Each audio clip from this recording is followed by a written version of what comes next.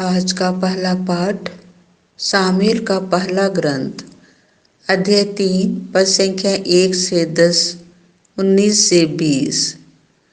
युवक सामुएल एली के निरीक्षण में प्रभु की सेवा करता था। उस समय प्रभु की वाणी बहुत कम सुनाई पड़ती थी और उसके दर्शन भी दुर्लभ थे। किसी दिन ऐसा हुआ कि एली अपने कमरे में लेटा हुआ था। उसकी आंखें इतनी कमजोर हो गई थी कि वह देख नहीं सकता था। प्रभु का दीप वृक्ष उस समय तक बुझा नहीं था और सामुएल प्रभु के मंदिर में, जहाँ ईश्वर की मंजूषा रखी हुई थी, सो रहा था। प्रभु ने सामुएल को पुकारा। उसने उत्तर दिया, मैं प्रस्तुत हूँ, और एली के पास दौड़कर कहा, आपने मुझे बुलाया है, इसलिए आया हूँ। एली ने कहा, मैंने तुमको नहीं बुलाया, जाकर सो जाओ। वह लौटकर लेट गया। प्रभु ने फिर सामुएल को पुकारा। उसने एली के पास जाकर कहा, आपने मुझे बुलाया है, इसीलिए आया हूँ। एली ने उत्तर दिया, बेटा, मैंने तुमको नहीं बुलाया, जाकर सो जाओ। सामुएल प्रभु से परिचित नहीं था। प्रभु कभी उससे नहीं बोला था। प्रभु ने तीसरी बार सामुएल को पुकारा।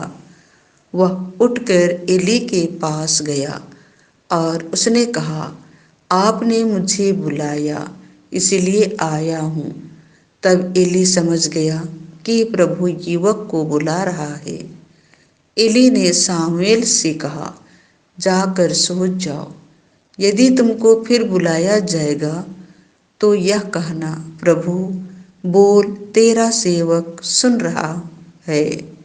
सामुएल गया और अपनी जगह लेट गया। प्रभु उसके पास आया और पहले की तरह उसने पुकारा, सामुएल, सामुएल। सामुएल ने उत्तर दिया, बोल, तेरा सेवक सुन रहा है। सामुएल बढ़ता गया। प्रभु उसके साथ रहा और उसने सामुएल को जो वचन दिए थे, उनमें से एक को भी मिट्टी में नहीं मिलने दिया।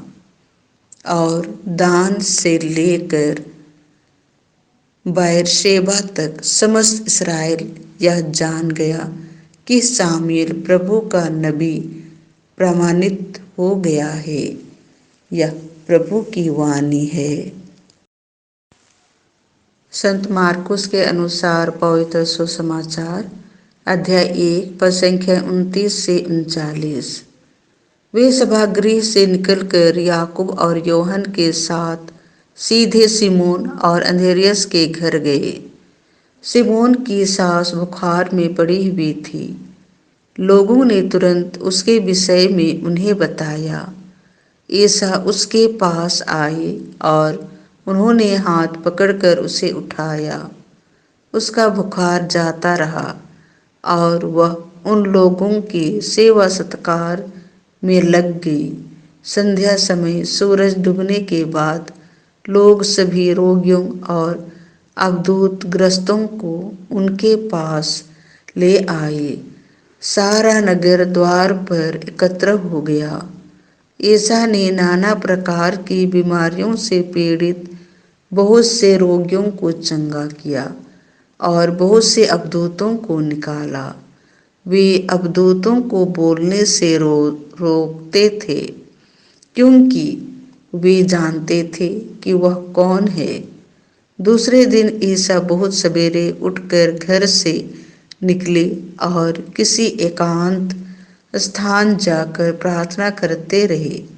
सिमोन और उसके साथी उनकी खोज में निकले और उन्हें पाते ही यह बोले, सब लोग आपको खोज रहे हैं। ईसा ने उन्हें उत्तर दिया, हम आसपास के कस्बों में चले, मुझे वहाँ भी उपदेश देना है, इसीलिए तो आया हूँ। और वे उनके सभागृहों में उपदेश देते और अवधूतों को निकालते हुए सारी गलीलिया में घूमते रहते थे। यह प्रभु का सुसमाचार है।